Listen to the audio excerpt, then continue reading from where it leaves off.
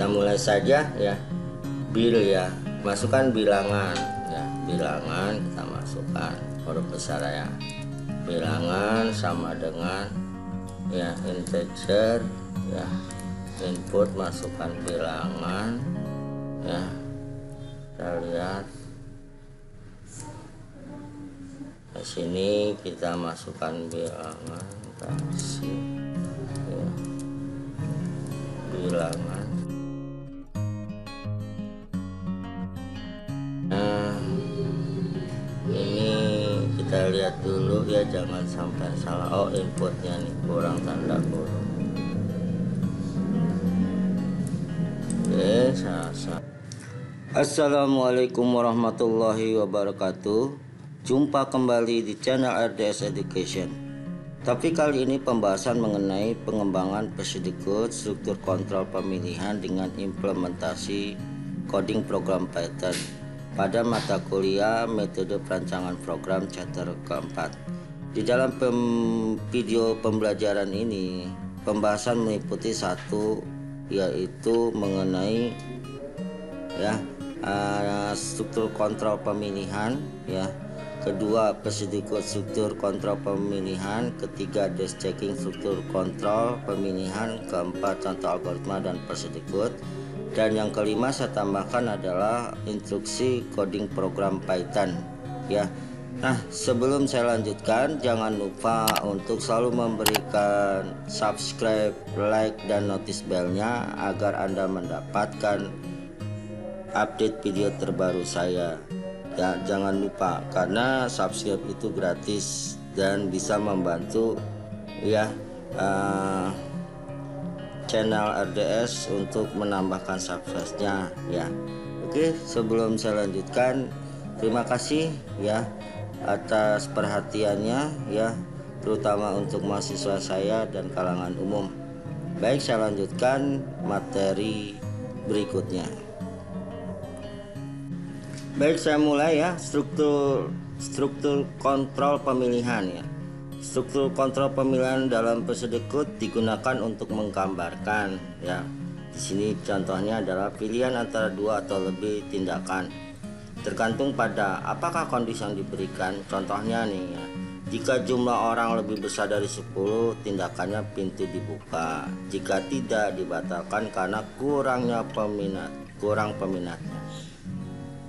Nah, berikutnya kondisi bernilai true atau false. Contohnya jika member dan diskon sama dengan 20% dikali harga. If adalah sebagai struktur kontrolnya ya, yang menjelaskan tentang suatu nilai dengan adanya sebuah tindakan atau decision ya. Oke, kita lihat ya, struktur kontrol pemilihan lanjutan. Kondisi berdasarkan perbandingan dua item yang dinyatakan dengan salah satu operator relasi ya, seperti kita. Nah, tadi dengan salah satu operator relasinya bisa lebih kecil dari, lebih besar dari, sama dengan, lebih kecil sama dengan, lebih besar sama dengan, atau tidak sama dengan. Nah, ini adalah operasi relasi ya, operator relasi maksudnya.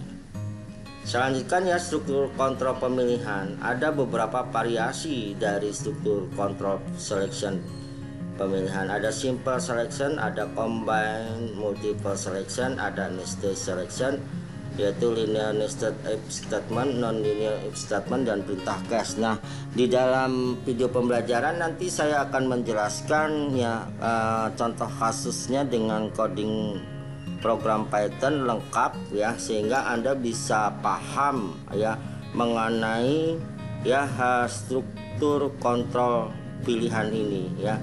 Nah, jangan tidak disimak ya, karena itu dengan langsung kita mengcoding menggunakan program. Boleh Anda pakai selain Python, C++ boleh, Java boleh, dan sebagainya. Yang penting intinya Anda bisa memahami tentang struktur kontrol pilihan ini.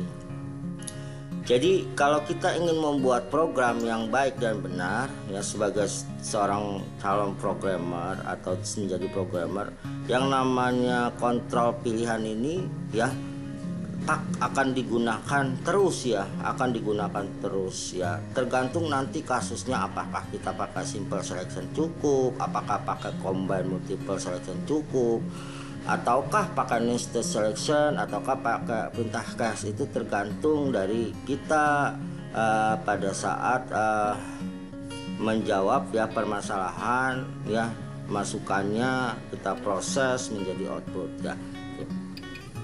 Nah, contoh kasus simple selection ini, buatlah prosedur code dan flowchart untuk menentukan apakah penghasilan per bulan dimasukkan kena pajak atau tidak ya. Kena pajak jika penghasilan setahun lebih besar sama dengan 15.600.000. Nah, jawaban kasus simpelnya input penghasilan per bulan ya, ini masukannya. Outputnya keterangan ya, keterangan berarti kena pajak atau tidak kena pajak ya. Prosesnya ini total penghasilan sama dengan penghasilan kali 12 bulan. Ya, jika total penghasilan lebih besar sama dengan 15.600.000 maka keterangan kena pajak. Ini nanti yang kita katakan kondisi kontrol pilihan. If jika total penghasilan lebih besar sama dengan 15.600.000, then nih, maka then keterangan kenapa pajak. Nah, seperti ini. Ya, inputnya baca gaji, prosesnya total penghasilan sama dengan gaji kali 12 bulan. Ya, yang berikutnya ada struktur kontrolnya. Jika total penghasilan lebih besar sama dengan 15.600.000, dan maka keterangan kena pajak ya. Outputnya keterangan ini. Nah, pengembangan outline ke dalam algoritma lanjutan.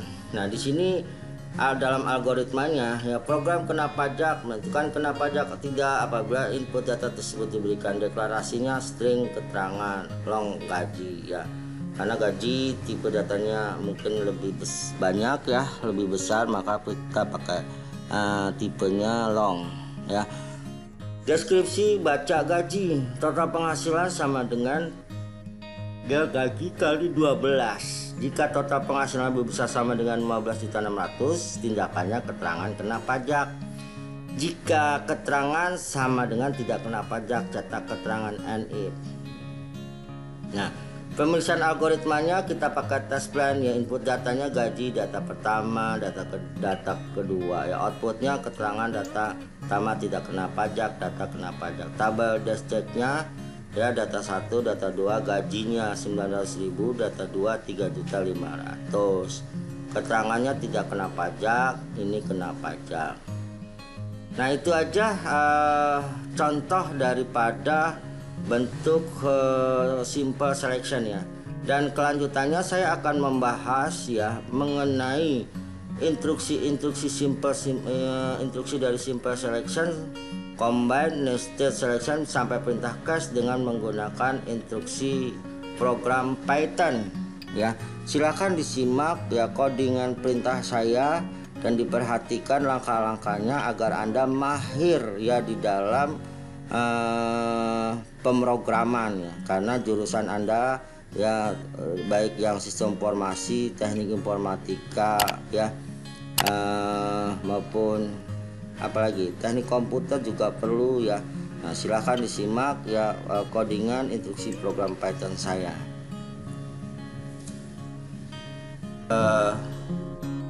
Lanjutan struktur flowchart ya. Di sini strukturnya branching ya, digunakan untuk program yang menggunakan pemilihan atau penyelesaian kondisi. Contohnya menentukan bilangan genap atau ganjil. Nah, ini kita sudah masuk yang namanya flowchart, ada branching ya. Ini ada branching atau percabangan, ada kondisi ya. Kalau kita lihat di sini dari flowchartnya, masukkan bilangan bulat, bilangan dibagi 2 dengan operasi sisa bagi atau mut. Nah, sisa bagi ya sama dengan 0. Jika ya, cetak dia bilangan genap, jika tidak, cetak bilangan ganjil. Nah, di sini ya, di sini ada alur daripada naratifnya ya, atau istilahnya bisa kita persegitutnya. Nah, menentukan bilangan genap ganjil ini, satu, masukkan sebuah bilangan, bagi bilangan tersebut dengan 2. Jika sisa pembagian sama dengan 0, maka bilangan adalah bilangan genap. Jika sisa pembagian sama dengan 1, maka bilangan tersebut adalah bilangan ganjil. Nah, di sini terlihat terlihat jelas ya kalau kita menggunakan sebuah narasi atau percentage code dibandingkan kita menggunakan flowchart. Sebenarnya membaca algoritma itu paling enak pakai flowchart karena lebih mudah dipahami dengan simbol ini. Nah, ada kondisi seperti ini jika ya dia cetak bilangan ini bilangan genap, ini cetak bilangan ganjil. Kalau kita lihat di sini, nah ini ya seperti ini.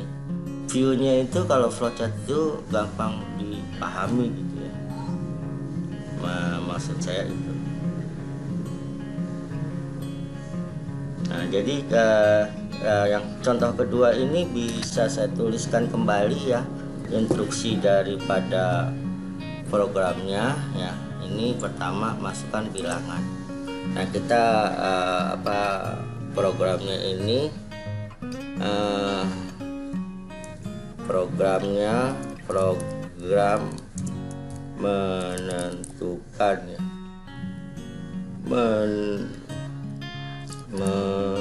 menentukannya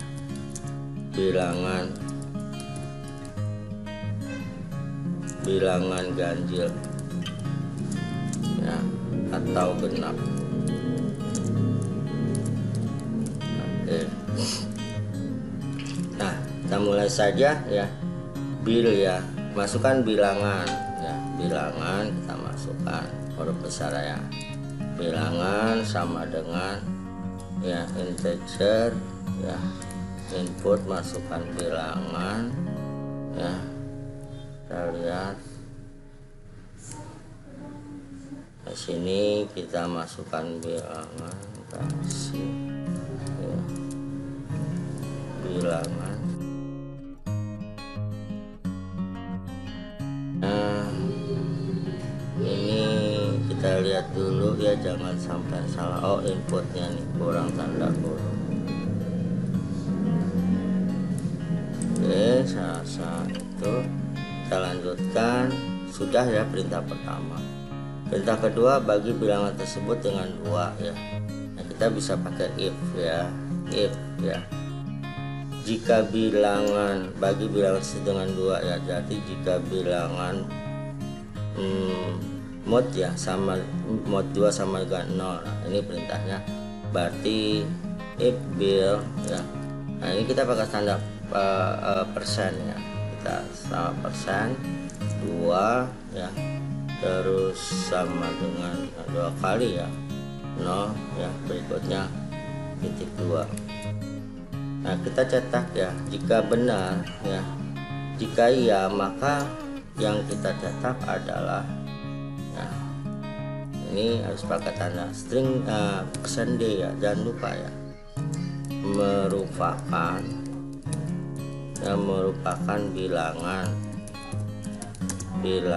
genap ya, itu ya. Kita tes titik koma. Oh, ini saya belum kasih iya tanda petik.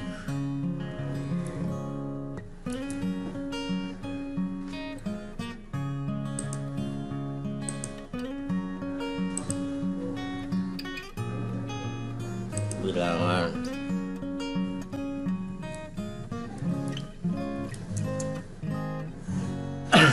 ya, kita lihat, kasih ini saja, ininya kita kasih apa ya, bil ya.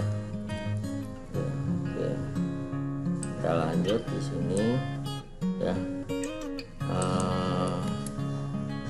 Ya bilangan, maka kita cetak bilangan genap ya, else if ya, else bukan else if, else ya, maka kita cetak. Nah, kita copy saja ini, kita copy ini, kita copy perintah yang ini. Nah, ini di sini kita ganti ganjil ya, ganjil kata-katanya ya. Ini dia. Nah, kita cek ya, jika ya. Nah, kita tes dulu ya, kalau ada error nanti kita cek kesalahannya di mana. Nah ini ada kesalahan. Nah ini ada kesalahan ya, apa nih, oh tanda ini nih ya, kayaknya tanda ini nih. Oh ya, tanda petik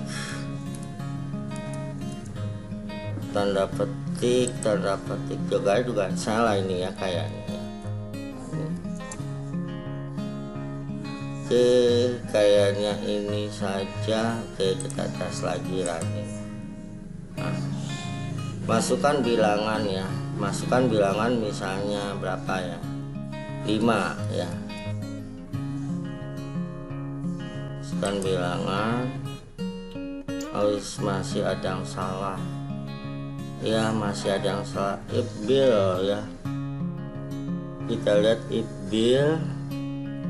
Nah, berikutnya, oh kesalahannya di sini bill, oh nggak sama nih variabel yang saya ngetiknya, nggak sama, ntar salahnya banyak. Nah ya, jadi besar kecil tuh pengaruh ya, di dalam Python tuh biasanya ada pengaruh juga ya. Nah, kita tes lagi ya. Misalnya 5 tadi ya, nah sudah keluar ya, 5 merupakan bilangan ganjil ya. Iya nih, kenapa saya kasih tanda petik ya. Nah ini 7 misalnya, 8 lah yang kena, bisa nggak? Ya, berarti di sini kita sudah masukkan bilangan 8 ya, 8 merupakan bilangan benar. Nah ini contoh daripada kondisi flowchart menggunakan branching ya, atau percabangan. Nah, seperti ini ya kasusnya ya. Secara ini juga selesai ya, perintahnya yang diminta. Nah seperti ini. Saya rasa itu untuk yang branching ya, struktur branching.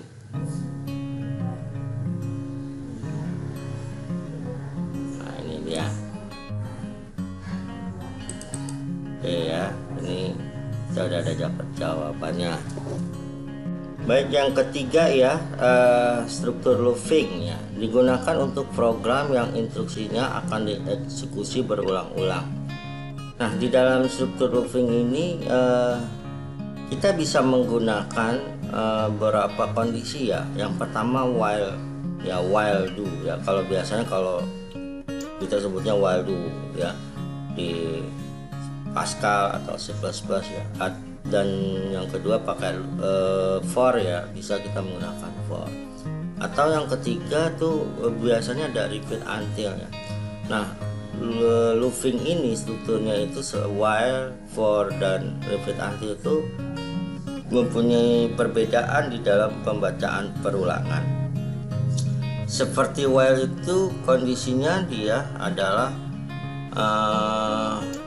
setiap kondisi di mana pernyataannya selama benar, maka statement atau perintahnya dikerjakan terus menerus. Nah itu untuk while. Saya contohkan misalnya di sini. Ini misalnya ada kondisi ya, di sini.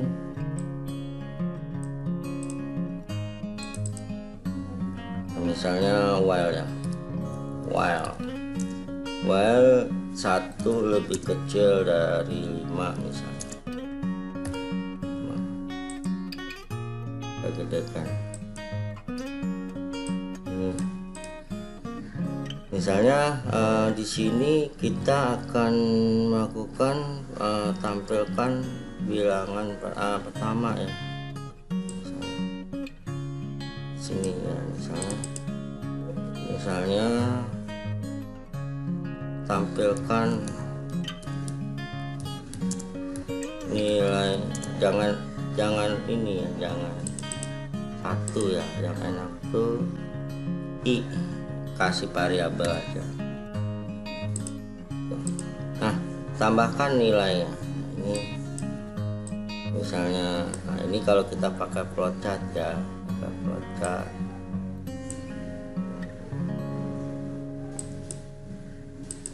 Terus langsung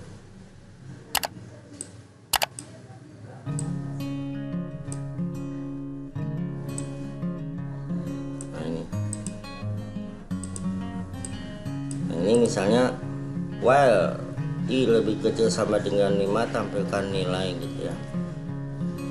Terus kita yang berikutnya ini berarti i nya ya, i sama dengan i ditambah dengan 1. Nah selama kondisinya dia benar nih ya, ini jangan lupa ininya kita copy aja ya, kita copy.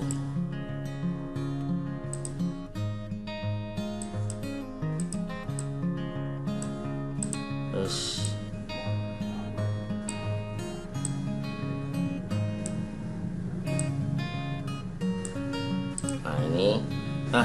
ini while ya, selama perintahnya dikerjakan terus menerus selama i lebih kecil dari 5 tampilkan nilai i sama dengan 1. Terus nanti dia itu akan balik ke sini nih ya, dia akan balik ke sini, dia akan balik ke sini.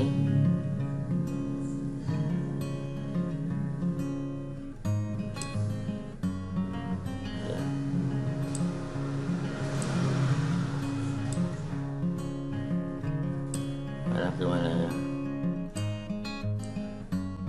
ini dia. Jadi dia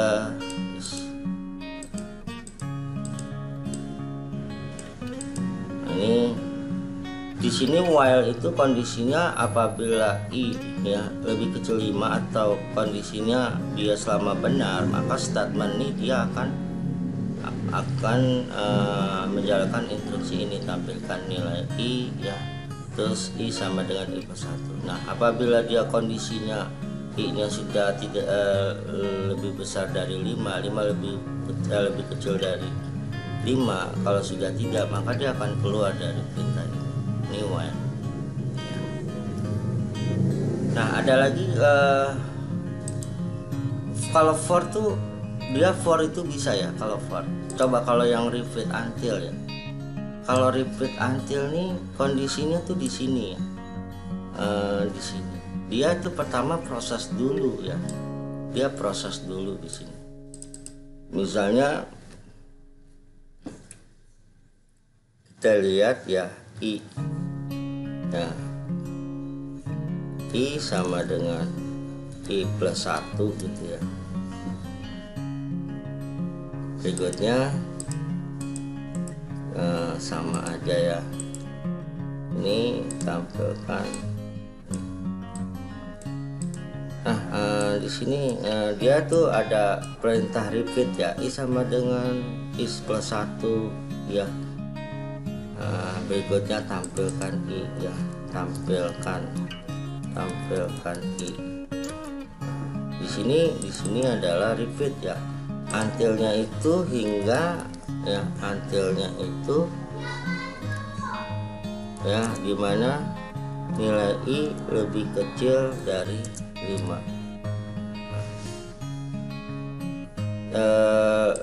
Jangan 5 yang lebih besar. Nah di sini adalah kalau kita menggunakan repeat until ya, kalau kondisinya dia salah dia akan menjalankan di sini.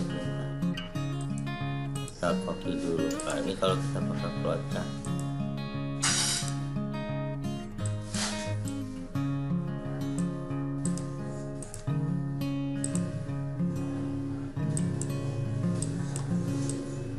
Kalau kita pakai flowchart,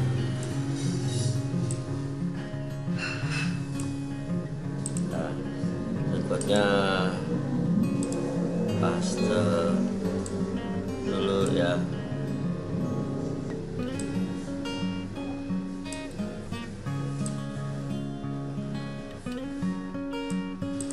Terus terbalik. Ya benar. Nah ini kalau kita pakai repeat ya. Kalau kita pakai repeat berarti kondisinya itu dia akan menjalankan perintah atau statement dulu ya. apabila kondisinya masih salah, dia akan mengerjakan instruksi. Terus ya balik lagi sampai kondisinya itu ya 5 tidak salah until ya 5 sama dengan 5, lebih besar sama dengan 5. Ini masih bisa ya. Kalau 6 lebih besar, kalau sudah 6 lebih besar dari 5, maka dia akan keluar. Gitu ya. Jadi kalau kondisinya masih salah, dia akan menjalankan. 1 lebih besar dari 5. Nah, enggak, belum salah kondisinya, dia akan menjalankan. Itu kalau repeat until ya. Kalau ini pakai while.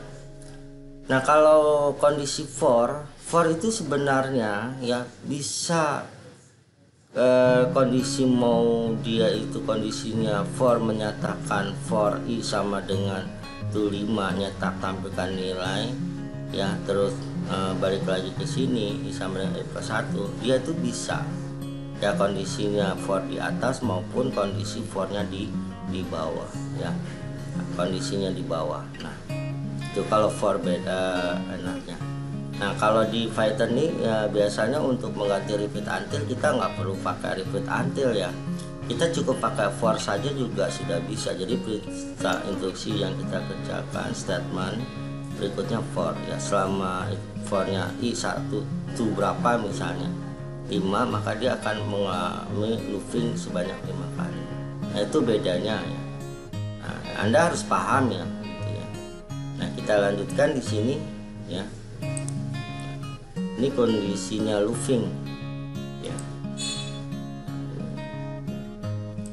Nah, ini misalkan tadi ya, ini menentukan bilangan terbesar 3 dari 3 bilangan yang diinputkan algoritmanya. Nah, ini kalau kita lihat ya,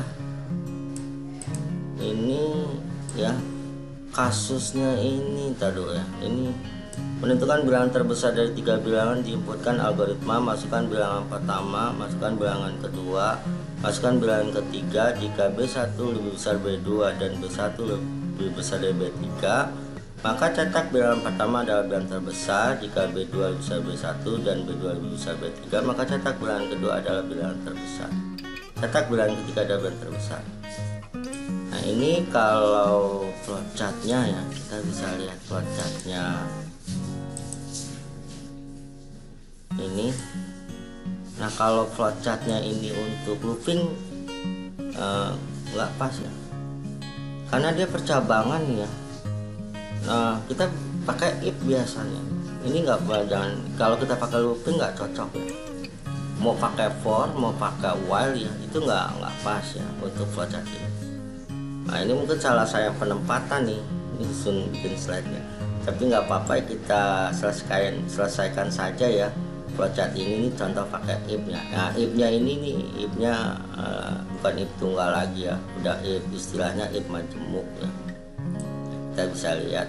Nah, kita selesaikan aja algoritmanya ya, programnya, instruksi programnya.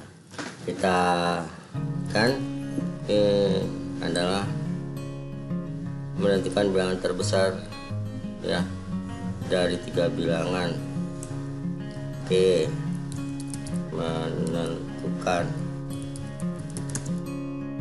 bilangan terbesar dari 3 bilangan. Biasa. Baik ya, kita mulai ya. Misalnya tadi masukannya apa ya? Input B1, B2, B3. Baik ya.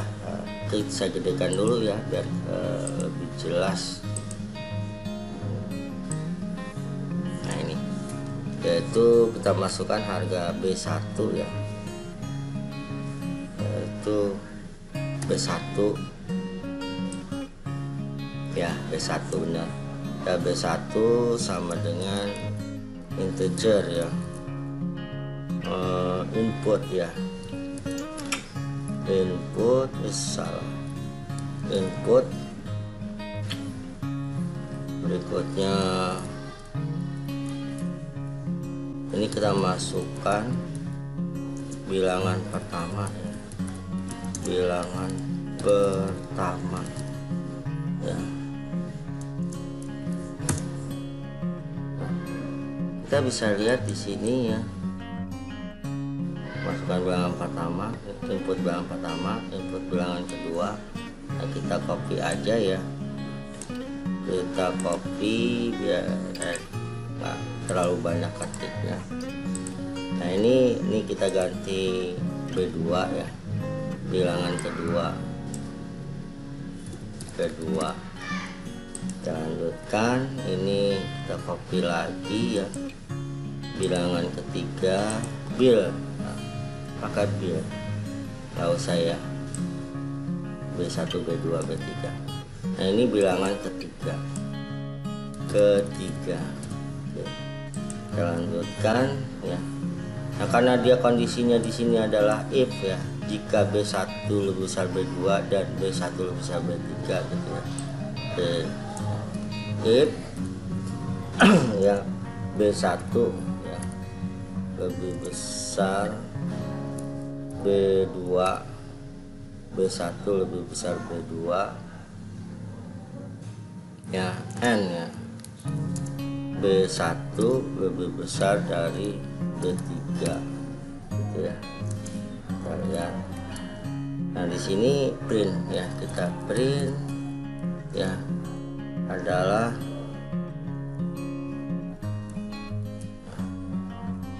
print terbesar dari bilangannya. Misalnya B1 ya, B1 baru saya salah ya, B1 dulu ya, B1 ya, B1 yaitu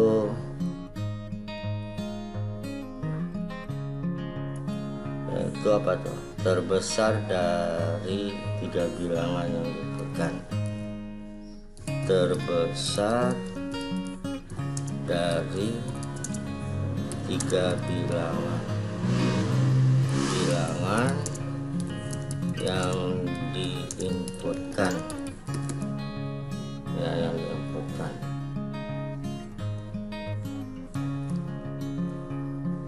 ya. Ini kita bisa lihat ya, input print B1 ya, karena kan oke. Kita lanjutkan ya, kondisinya ya, yaitu jika ya maka tadi kita cetak nih, kita cetak bilangan pertama adalah bilangan terbesar. Jika tidak, nah ini jika tidak B2 lebih besar B3 dan B2 lebih besar dari B1 ya, kita kondisi pakai else if ya, if ya, itu adalah B2 ya lebih besar dari B3 ya, and terusnya B2 lebih besar dari B1 ya. Nah kita print ya, nah, kita copy aja ini ya, kita copy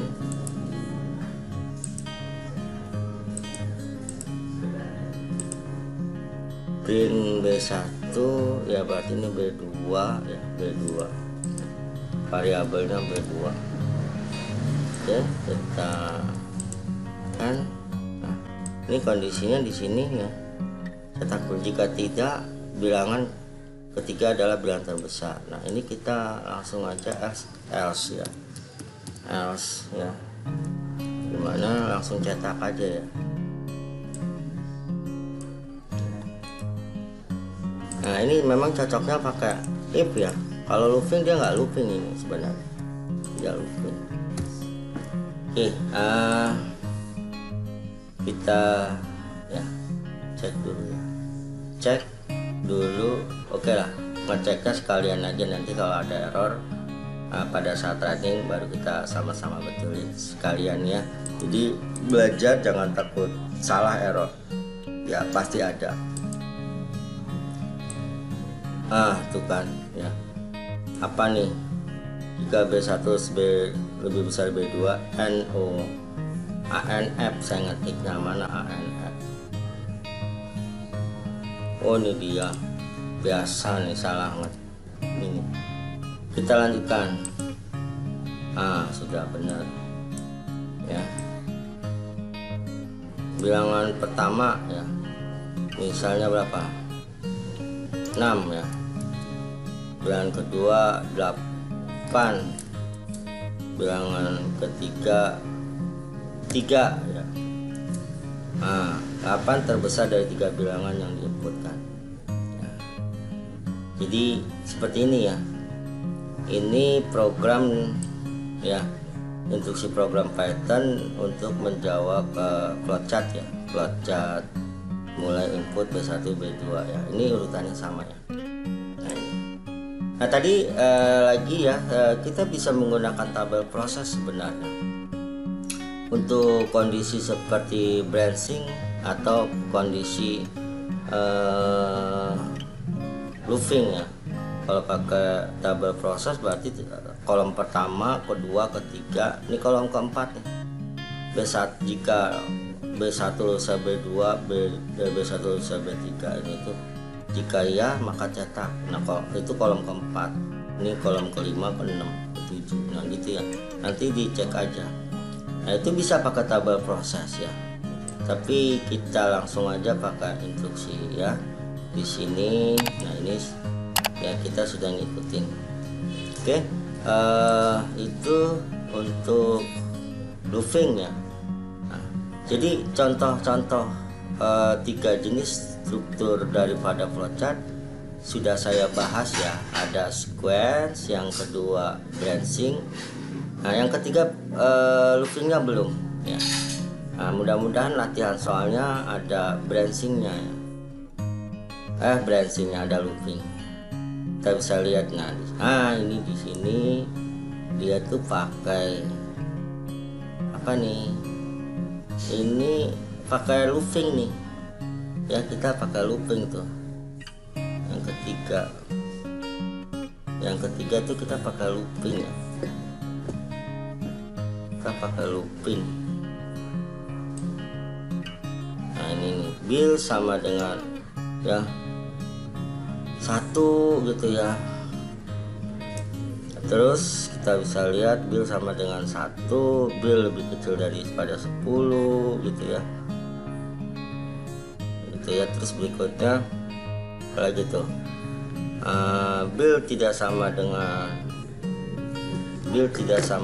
apa, build tidak sama dengan 5, tampilkan build sama dengan build sama dengan build plus 1 ya, maka dia akan balik ke sini. Nah itu strukturnya looping ya, looping nih, ini baru pas loopingnya, pas looping ya, kita bisa lihat.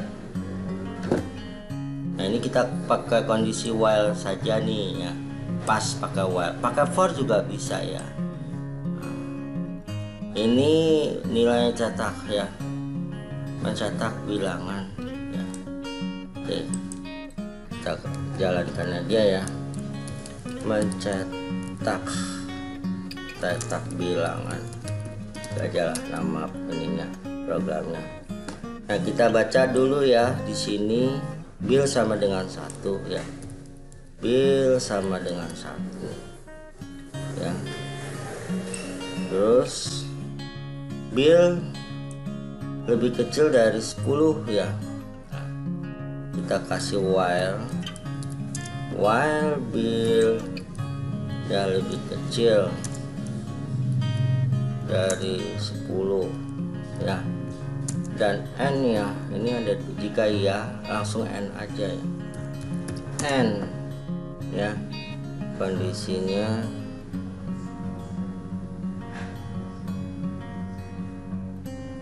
Kita langsung aja ya, build ya, build tidak sama dengan ini, spasnya ini nih ya, tidak sama dengan 5 ya,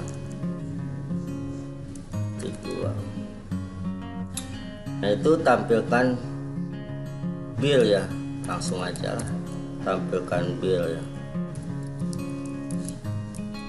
Nah berikutnya buildnya di sini ya, buildnya itu sama dengan build ditambah 1 ya, tambah 1. Gitu aja ya. Nanti dia balik nih looping, dia akan balik ke sini ya. Mestinya kalau kondisi ini if saya juga bingung ya, ini if nah ini mestinya formatnya itu jadi satukan aja nih ya, bill lebih kecil 10 and bill lebih tidak sama dengan 5 gitu ya, mestinya yang pasnya. Kalau kita pakai bill pakai if bisa sih ya, kita pakai bill berikutnya pakai if bisa, tapi kita tes dulu pakai while aja yang sekali ya. Tapi sebenarnya ini satu kondisi aja, bill lebih kecil 10 and bill tidak sama dengan 5 ya. Nah, itu bisa ya. Nah, ini kita tes. Nah, lu ke bill lagi. Nah, ini ya kita bisa lihat, nah, saya tanda kasih print ya, print ya, finish gitu ya, finish. Kita tes dulu ya, dapat nggak sih? Ah, ini dapat ya. Kalau pakai while ini, tapi di sini nih, ini di sini masuknya, masuknya dia di situ ya. Tapi kalau pakai if nggak bisa ini, ya, if, karena ada bill looping. Tapi kalau pakai bill dan pakai while dan if bisa ya. Misalnya ya, kita tes lagi nih, misalnya tambah ya, dan mencetak bilangan. Nah, kita bisa lihat mencetak mencetak bilangan dengan kondisi while dan if. Nah, gabungan lah ya, misalnya billnya sama dengan 1 ya, sini while bill lebih kecil dari 5 lebih kecil dari 10. Nah, kita pakai if nya itu ya, jika bill ya, billnya itu lebih kecil tidak sama dengan 5,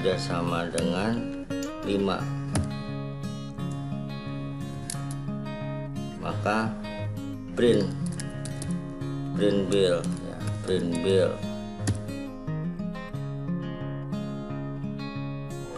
ya.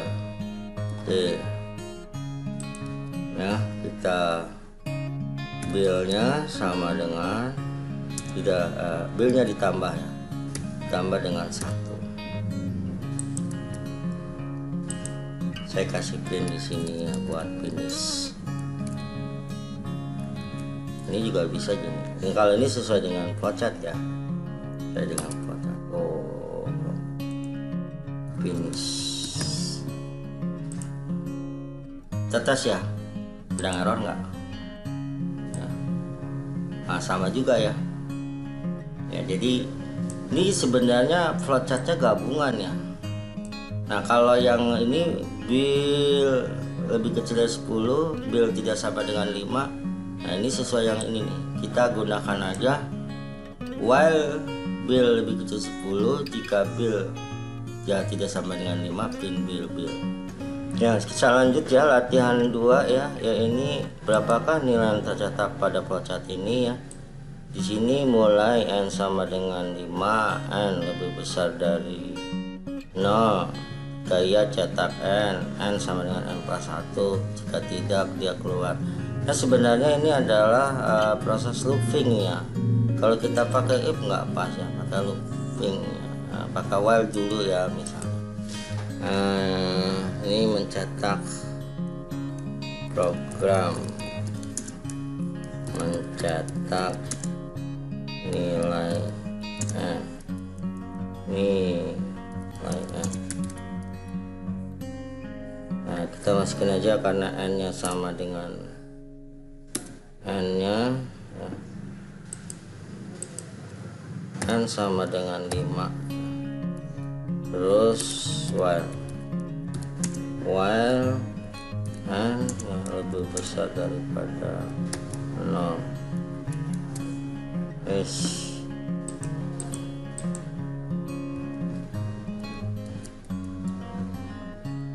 terus print ya, kita print aja langsung ke n besar, berikutnya n ya dikurang ya, n sama dengan n dikurang 1 ya.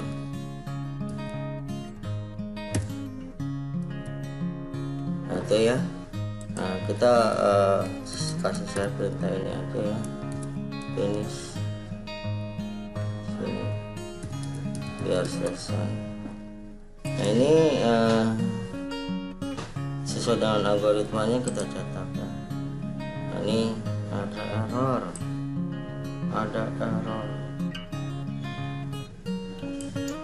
kenapa error?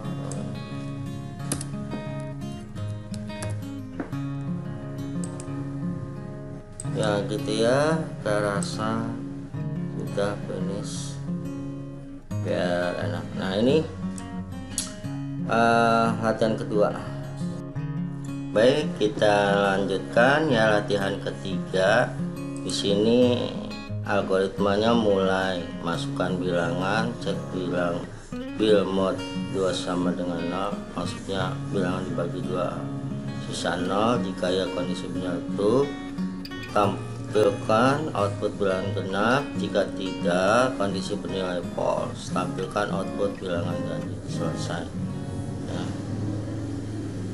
Nah, kita buat flowchart dan instruksi program. Nah, kita pakai visual saja ya. Nah, ini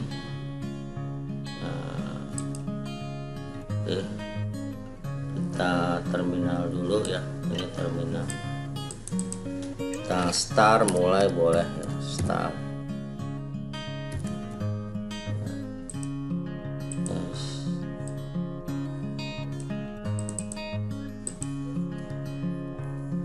Nah, ini start, terus masukkan bilangan, berarti ini ya data,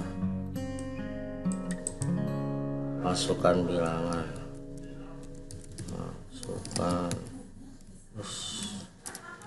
masukkan bilangan.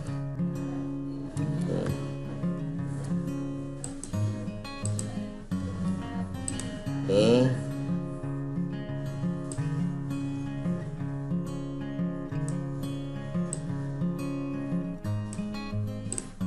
Terus jika bill ya, kita pakai decision. Decisionnya itu jika bill ya, jika bill mod 2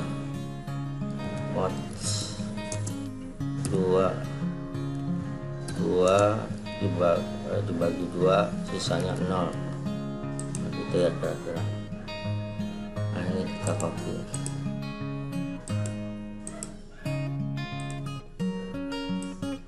Oh, ini ada ya-nya, kita hapus dulu.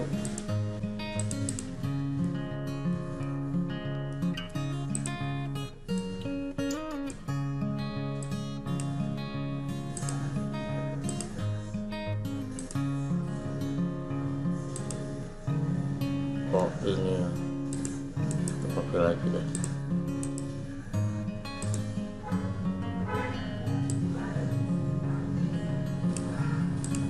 Oke ya, berikutnya ya, apa tuh, jika bilangan ya, jika ya maka merupakan bilangan genap.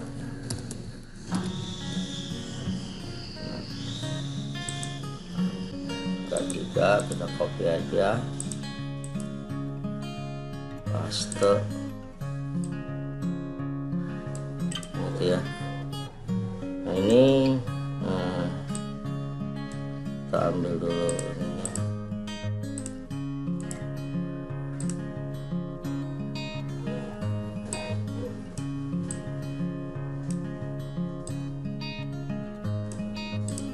Ini kita dikaya ya, yang terus paste.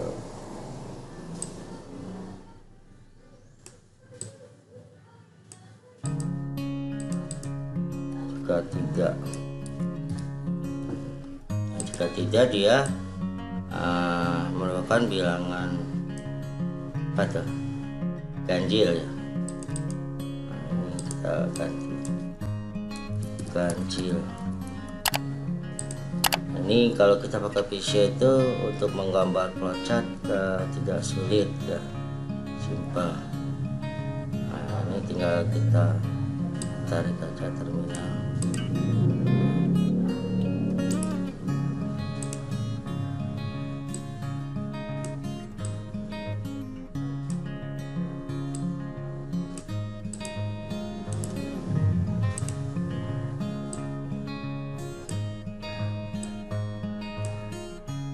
Nah, ini finish ya, stop lah.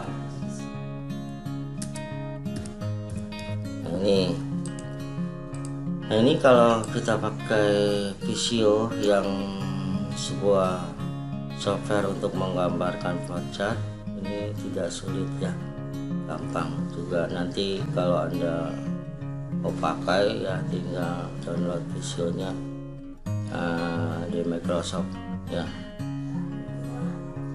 Oke, saya rasa itu ya untuk flowchart. Kita lanjut ke sini, kita coding programnya ya.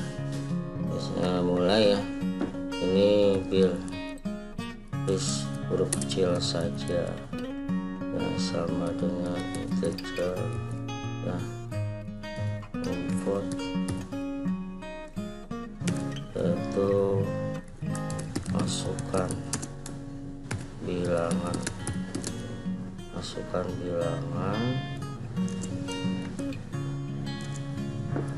oke. Nah, if ya kondisinya dua cetak bilang, jika dia cek bilangan mod, berarti if ya, if build ya. Jangan lupa untuk bagi kita kasih namanya persen ya. Itu 0. Berikutnya print ya,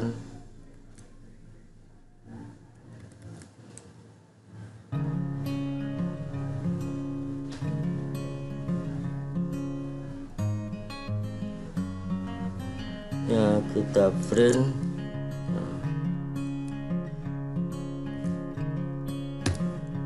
S di luar ya.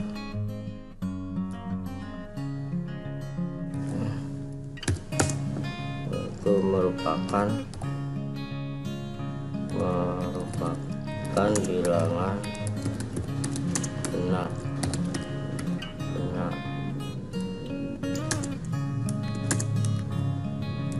terus persen build ya. Ini jika tidak ya kita pakai else print lagi. Salah, mana tadi tuh handle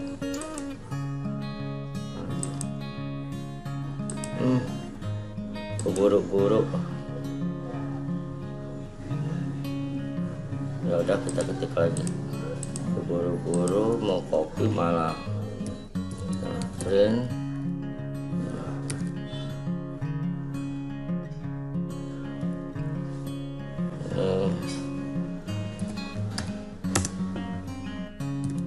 merupakan bilangan genap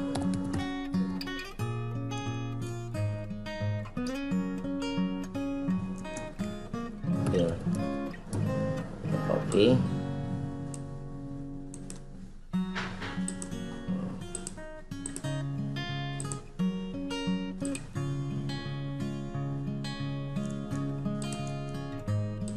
Oke ya, kita cek ya. Dari sini coba ada yang salah, apakah yang salah? Print ya,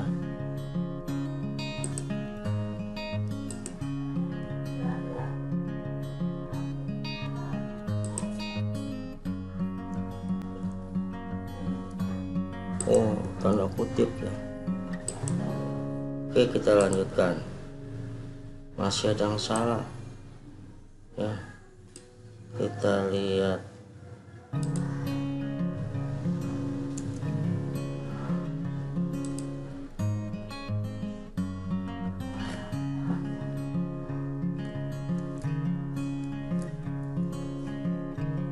Oh, malah nggak ada.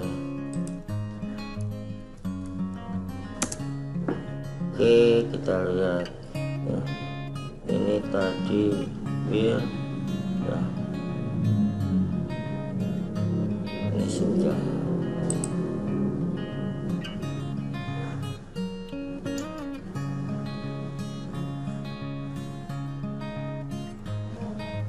Print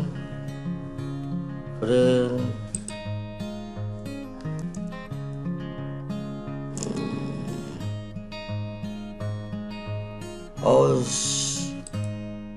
ini oh ini, maaf persennya lupa, nggak ada pengaruhnya. Coba ya kita lihat lagi running. Bilangan ganjil apa mau bilangan genap gitu.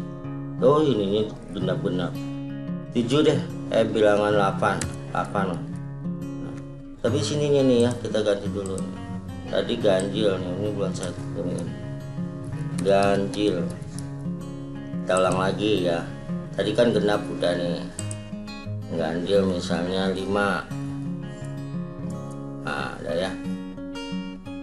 Ya, 5 merupakan bulan ganjil. Ini kan saya tambahin nih. Nah, tambahin nggak masalah ini. Nah, gitu ya. Ini. Nah, kalau kita ulang lagi 13 yang merupakan bilangan ganjil ya. Nah, ini adalah latihan ketiga ya, mengenai bilangan habis bagi 2 ya, bilangan habis dibagi 2. Nah, kita lanjutkan yang keempat ya. Yang keempat nih ya, buatlah flowchart dan instruksi program dengan Python ya. Mulai matkul sama dengan logika algoritma, pemrograman Python, data warehousing, ruangan untuk matkul cetak. Saya suka. Nah, biar nggak lama durasinya ya, instruksinya aja ya, flowchartnya bisa Anda coba ya. Misalnya di sini saya tambahkan program untuk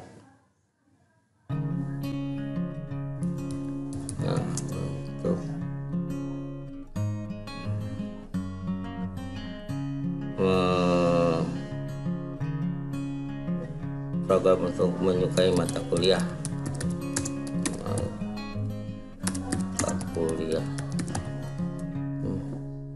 Kalau saya ngetik nih suka ini keserimpet ya. Kita mulai aja ya, matkul. Nah, ini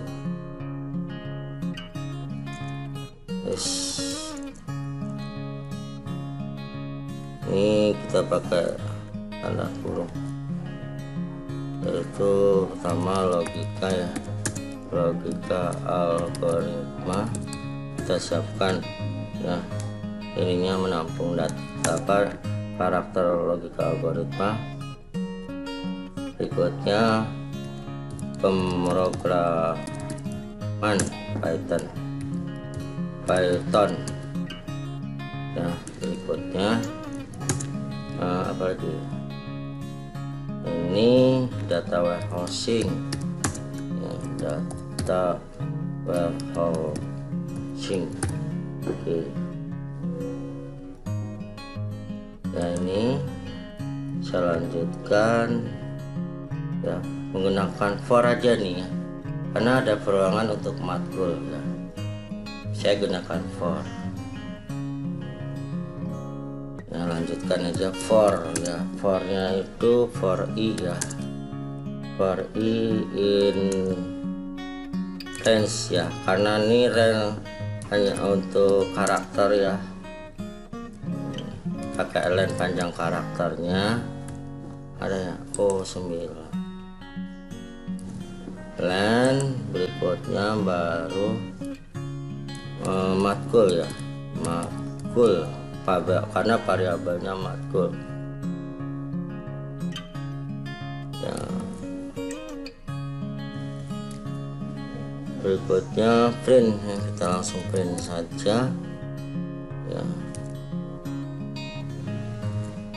Apa ya, saya menyukai mata kuliah ya. Tanda petik kedua.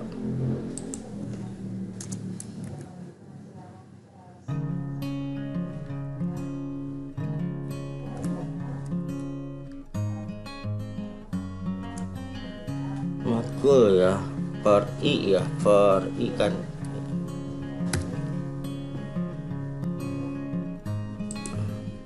Kita tes dulu ya, benar nggak ya?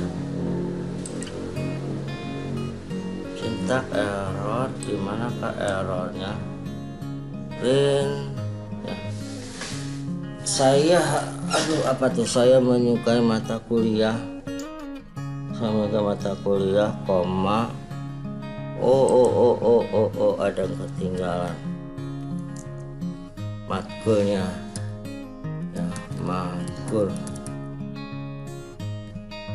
Oke, ada lagi kah? Coba kita tes. Sudah ya. Nah, ini ya kita pakai for ya. Untuk looping saya menyukai mata kuliah logika, algoritma. Saya menyukai mata kuliah pemrograman Python. Saya menyukai mata kuliah data warehousing ya. Baik ya, latihan kelima buat flowchart dan instruksi program dengan Python. Instruksinya masukkan batas awal, masukkan batas akhir. A sama dengan awal, B sama dengan akhir. Perulangan untuk ganjil dengan range-nya A, B, 1 ya. Jika range dibagi 2 memiliki sisa bagi 1, maka cetak ganjil. Kita langsung aja ya bikin programnya. Program mencetak bilang ganjil. Kita masukkan bahasa, saya kasih print dulu ya.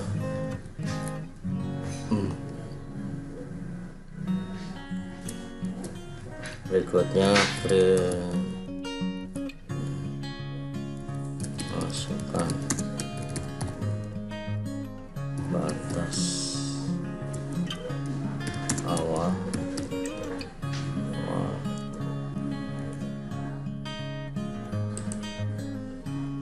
berikutnya awal sama dengan input.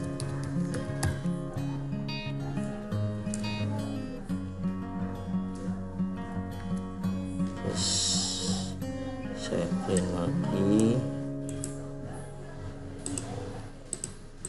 yaitu berikutnya print batas akhir.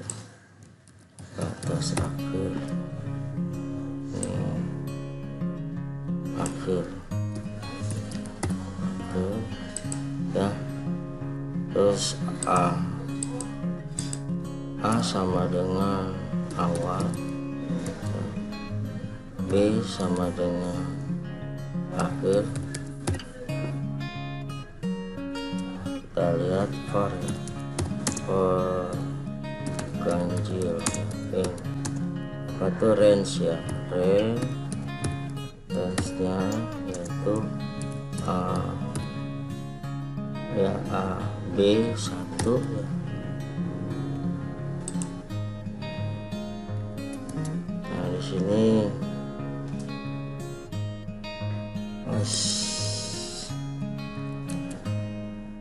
Satu if ganjil print aja,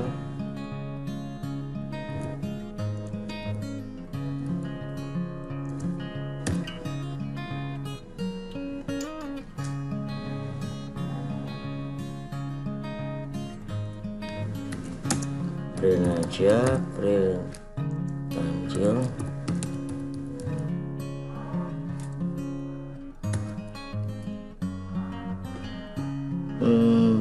Kita tes dulu ya. Coba kita tes batas awal 3, ini 10 lah, harus ada yang salah.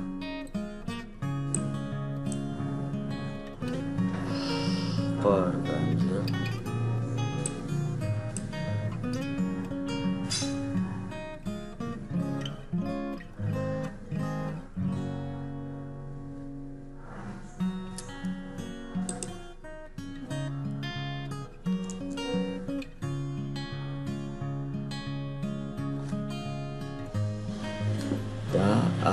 Ini coba ya, kalau rapat kali suka sensitif gitu ya. Yes.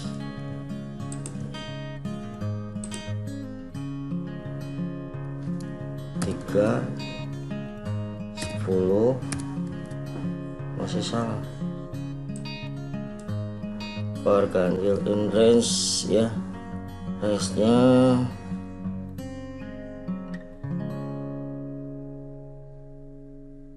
oh iya, saya nggak kasih integer.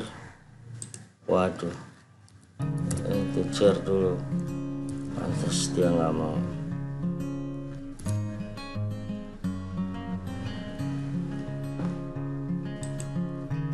Integer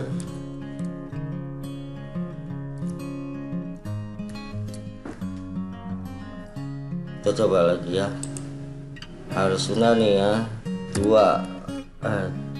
12 lah. Nah, keluar ya ini. Nah, atau coba lain, masukkan batas akhir. Nilai yang keluar adalah 3, 5, 7, 9 dan 11 ya. Atau kita tes lagi nilainya maksudnya itu gimana tuh ya. Ini dia, kita tes lagi nilainya 1, 10, yang keluar 1, 3, 5 di sini. Baik. Ya baiknya, saya rasa cukup pembahasan ya untuk ini temanya di metode perancangan program, pengembangan prosedur struktur, kontrol pemilihan dengan implementasi coding program Python. Apa yang sudah saya jelaskan ya, jadi bisa menjadi bermanfaat ya buat terutama mahasiswa saya maupun kalangan umum yang ingin belajar tentang metode perancangan program, khususnya dengan coding program Python. Nah, sebelum saya tutup ya, saya akhiri. Jangan lupa untuk selalu memberikan subscribe, notice bell dan like-nya agar Anda mendapatkan update video terbaru dari saya. Dan apa yang saya tampilkan dalam video pembelajaran ya, apabila ada interpretasi bahasa saya yang salah, mohon maaf ya. Oke, baik, saya akhiri saja. Selamat malam. Wassalamualaikum warahmatullahi wabarakatuh.